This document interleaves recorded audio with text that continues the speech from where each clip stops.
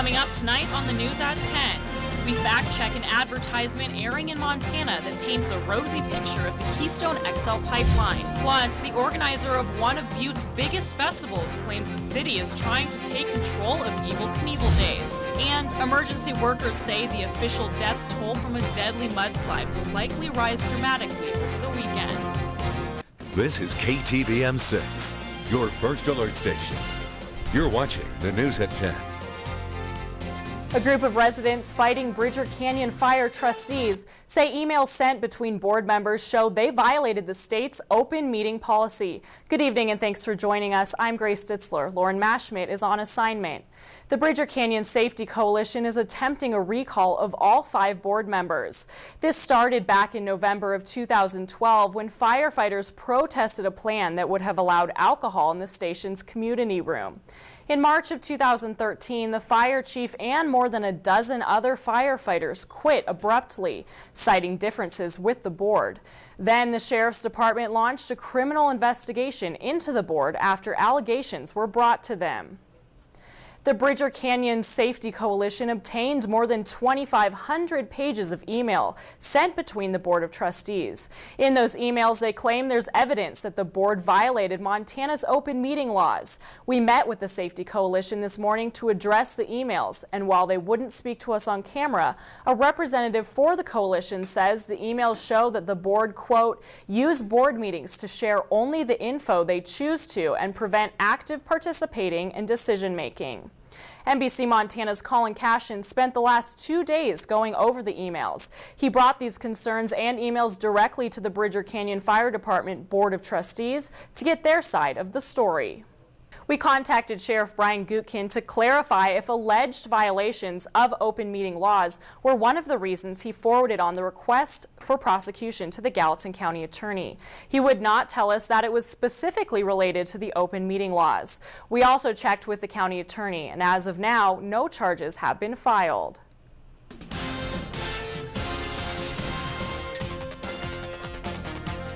As the State Department gets closer to drafting a final report on the proposed Keystone XL pipeline, there's been a big push for support by lawmakers and companies backing the project.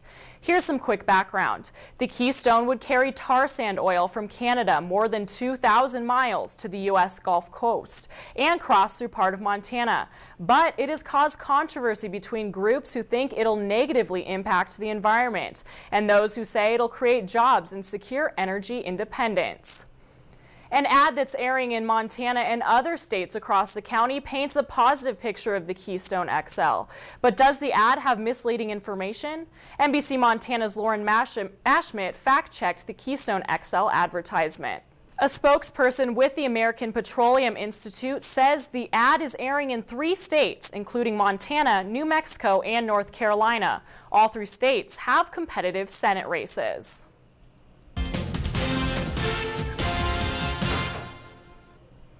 And it was a calm night in Bozeman. Here's a look at video shot on MSU's campus tonight. You can see folks enjoying the dry weather now, but more wet weather is on its way to southwest Montana. Clouds have been increasing as a Pacific storm system moves into the region. Here is Mark Haka to tell us what it means. The official death toll from the Washington State mudslide is still at 17, but officials say other bodies have been located, and that number will rise dramatically once the medical examiner's work is completed. National Guard specialists say these conditions are brutal. They're not only digging through mud, but fighting mud flow currents. Meanwhile, the community is still pulling together in support of the search effort. And we're told the small town is sharing the pain and spreading what comfort they can for families and rescue crews. Officials are asking for patience as the medical examiner works to officially identify the dead. Many families already know their loved ones are among the still yet unidentified because they are the ones who made the recoveries. The organizer of Butte's Evel Knievel Days says the city is trying to take over the festival, and a bid to license the rights to the Knievel name creates a conflict of interest. Evel Knievel Days Committee Executive Director Chad Harrington says his committee of volunteers have put on 12 successful festivals, but says the city of Butte Silverbow wants a change. And Harrington says the owner of the Knievel brand name, Evel Knievel's son, Kelly Knievel, wants to license the use of the name to the city. Harrington worries efforts by the city will take the festival out of the committee's hands. We took Harrington's concerns to Chief Executive Matt Vincent, who says the festival will still go on. Vincent explained he doesn't want to take the task of organizing the event away from the Evel Days Committee. He wants to create an operating agreement, which he wants to create with all festival organizers. Chief Executive Matt Vincent wanted to assure residents that the festival would go on as planned this year. Park County officials released the names of the 2 people involved in an apparent murder-suicide in Gardner. Gardner is just north of Yellowstone National Park's northern boundary. According to Park County Undersheriff Scott Hamilton, Yellowstone National Park Dispatch received a call from a woman at 4:30 p.m. Thursday saying that she had been shot by a man trying to break into her home. When Park County deputies and Yellowstone National Park rangers arrived, they found 63-year-old Steve Cole dead and 59-year-old Debbie Roberts in critical condition. Emergency workers attempted to save Roberts, but she died from her injuries at the scene. Both Roberts and Cole were from Gardner. The sheriff's department says initial reports indicated the 2 had previously been in a relationship, but not for several years. Authorities also say Cole had previously been charged with domestic violence, but did not release the circumstances surrounding the charge. New information one day after a judge sentenced a Kalispell newlywed to prison for 30 years for murdering her husband.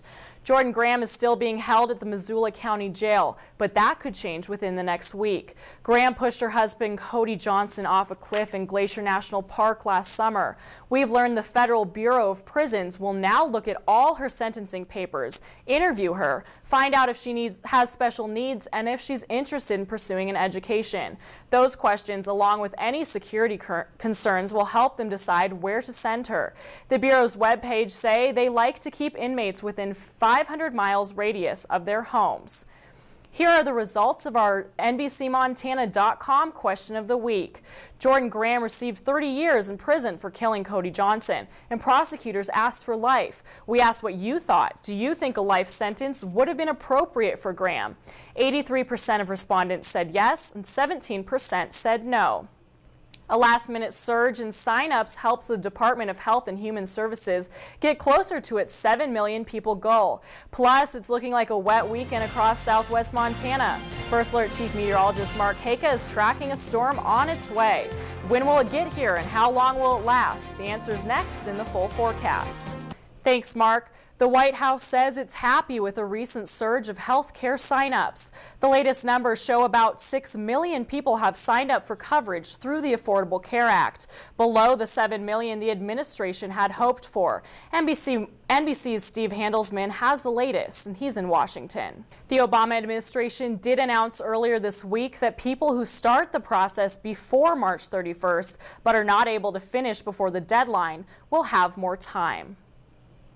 Montana Governor Steve Bullock says new unemployment data show the state's economy is growing.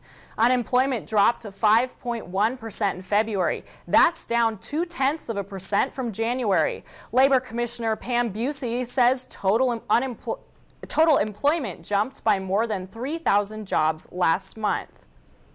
And after the break, changes may be in the works for how Yellowstone National Park's bison are managed. And the U.S. Forest Service plans to close more than 150 miles of roads. We'll tell you why. Investigators say flawed leadership is at the root of an exam cheating scandal that decimated the ranks of an Air Force nuclear missile group.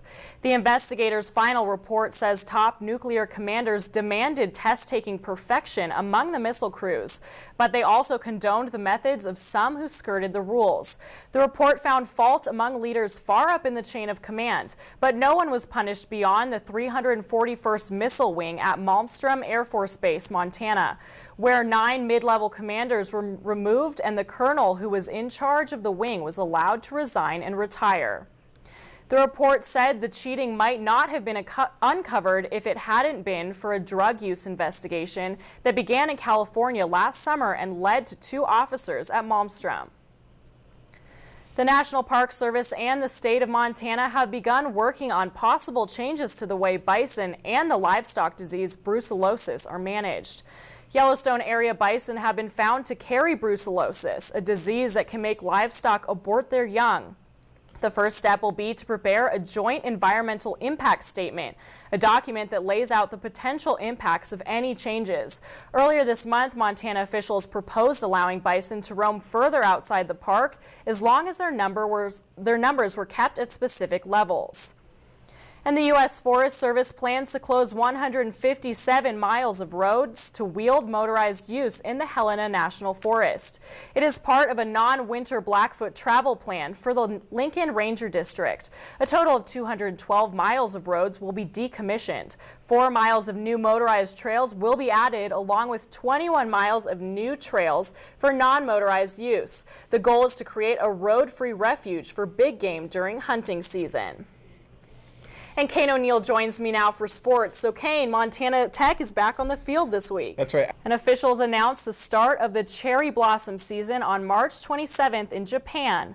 A famous 250-year-old weeping cherry tree is now in full bloom. Although heavy snow damaged the tree 3 years ago, it recovered with the help of a tree surgeon. The tree started blooming in the middle of March and reached full bloom yesterday. The cherry tree will be lit up for nighttime viewing until the 6th of April. And you know, there aren't many trees in Montana, there aren't many cherry trees in Montana, but I'm from Seattle and there are a ton there and they're super beautiful. Yeah, I mean, growing up in Vermont, I certainly didn't have any of those. We had a lot of pine trees, so you were obviously very lucky to get to see those. Yeah, for sure. All right, and that's thanks for watching the news at 10. Remember, you'll always find the facts on all the day's top stories at NBCMontana.com. Tomorrow, start your day off right by waking up with NBC Montana Today. Have a good night. Good night.